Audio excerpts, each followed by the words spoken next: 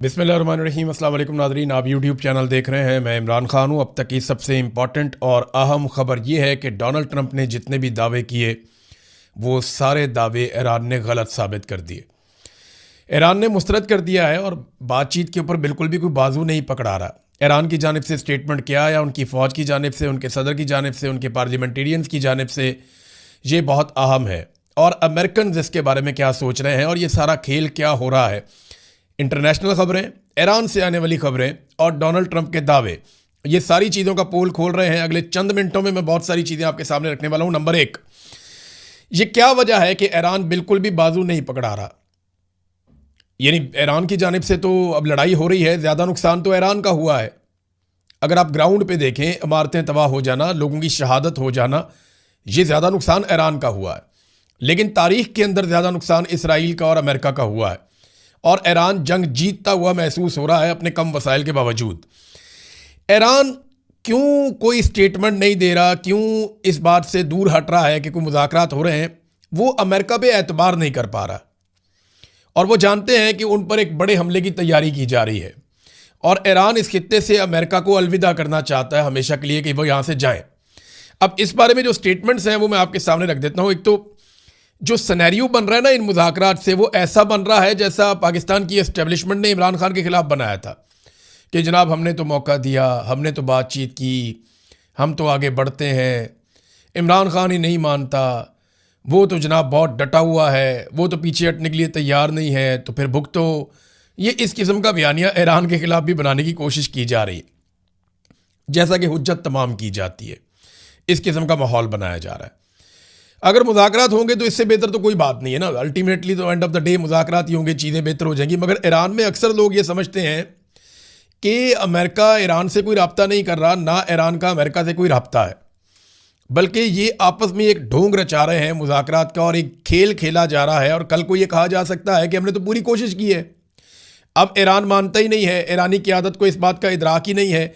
उन्होंने अमन की ऑफ़र को ठुकरा दिया, हमारी कोशिशों पे पानी फेर दिया, लिहाजा अब जंग ही वाहिद हल है अब इस मसले का। तो इस किस्म की बातें कल को की जा सकती हैं। अब ईरानी फ़ौजी तर्जुमान का जो स्टेटमेंट है वो सबसे पहले मैं आपके सामने रखता हूँ। यहाँ बहुत सारे अखबारात ने इसको छापा है, बहुत सारे इंटरनेशनल न्यूज़पेपर्स ने इसको छापा है। तो जो मेन चीज़ है उसकी वो ये है कि डोनाल्ड ट्रंप और अमेरिका अपनी नाकामियों को मुआहदे का नाम ना दे। ये तो पहला स्टेटमेंट है उनका कि आप मुआहदे का नाम दे रहे हैं, ये तो आपकी नाकामियां हैं और आपकी शिकस्त है। ये डोनाल्ड ट्रंप को और अमेरिका को उन्होंने कहा।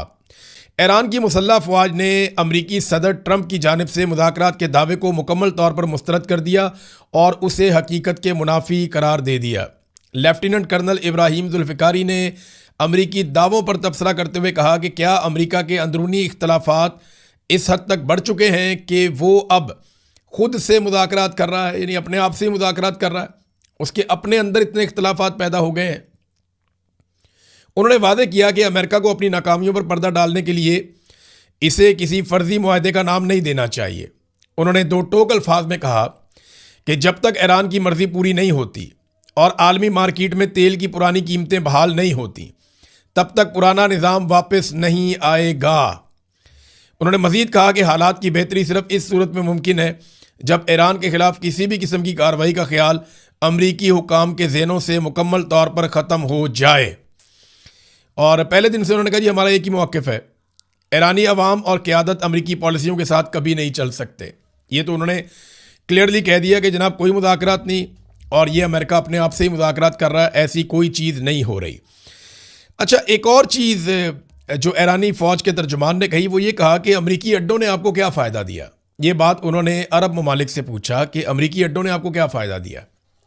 अगर इसराइल आप पर हमला करेगा तो अमरीका जवाबन एक गोली भी इसराइल के ख़िलाफ़ आपकी तरफ से नहीं चलाएगा। ये बड़ी इंपॉर्टेंट बात है। देखें अमेरिका के लिए प्रायोरिटी क्या है, अरब ममालिक हैं या इसराइल है। तो सादी सी बात यह है कि पहली प्रायोरिटी तो उनकी इसराइल है, बाद में अरब ममालिक आएंगे। जैसे ही आपने देखा कि इसराइल के लिए मुश्किलात बढ़ी तो अमेरिका ने तमाम वसाइल का रुख इसराइल की तरफ मोड़ दिया और अरबों को काफ़ी शिकवे शिकायतें भी हुए इस हवाले से, कुछ स्टेटमेंट्स भी उनके आते रहे कि जनाब इसराइल को प्रायोरिटी दी गई है, हमने तो अमेरिका के ऊपर जो है वो इन्हिसार किया था, मगर जो प्रायोरिटी है वो इसराइल को दी गई है।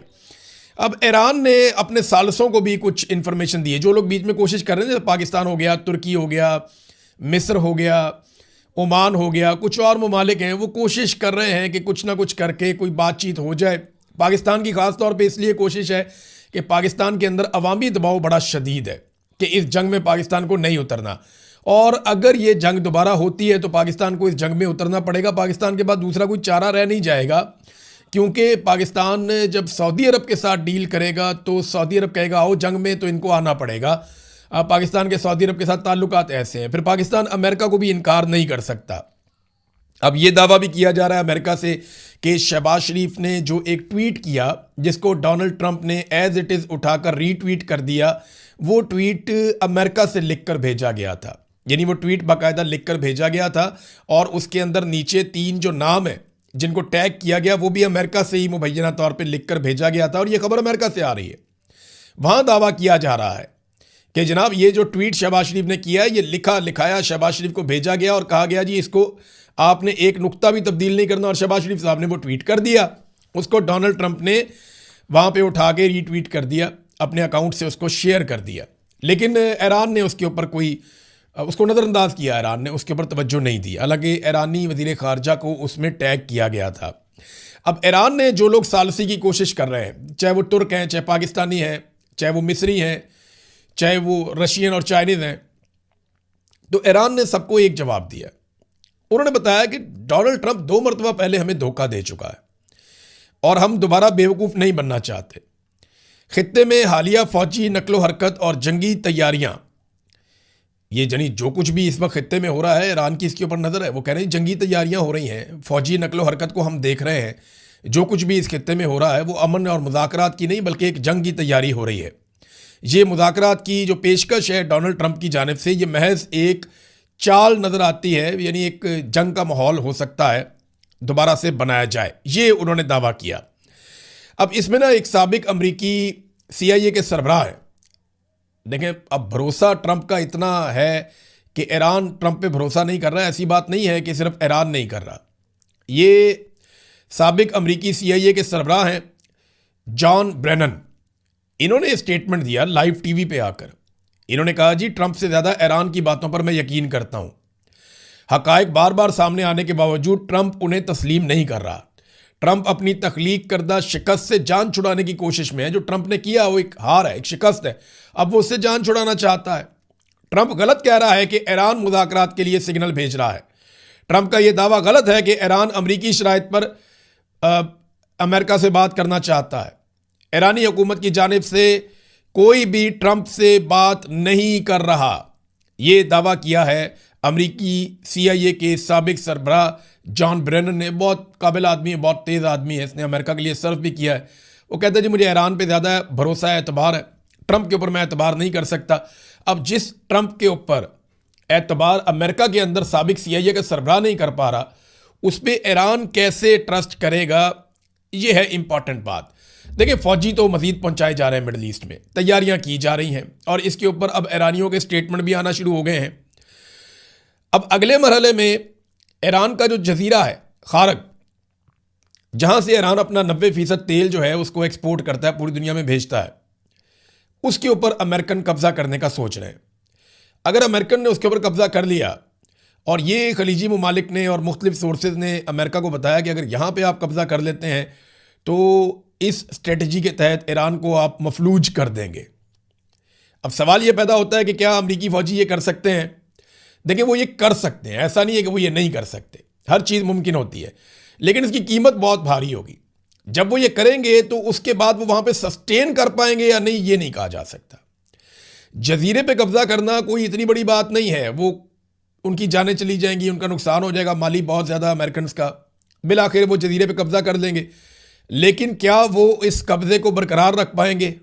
तो इसका जवाब है कि ये इंतहाई मुश्किल है, क्योंकि ईरान अपने ही जजीरे के ऊपर इतने बम मारेगा, इतने मिसाइल मारेगा कि अमेरिकन के लिए वहाँ पे रहना और उन मिसाइलों को इंटरसेप्ट करना मुश्किल हो जाएगा। वहाँ ड्रोन पे ड्रोन मारेगा ईरान, और ईरान के पास मुख्तलिफ सप्लाई लाइन्स हैं और उसके पास अपने बनाए हुए हथियार भी हैं, और ये दावा ईरान के अंदर से किया गया कि अगर चंद महीने और भी हमें लड़ाई लड़नी पड़े तो कोई फ़र्क नहीं पड़ता, हम ये लड़ाई लड़ लेंगे। अच्छा, इसमें इसराइल का रोल बड़ा इंपॉर्टेंट है।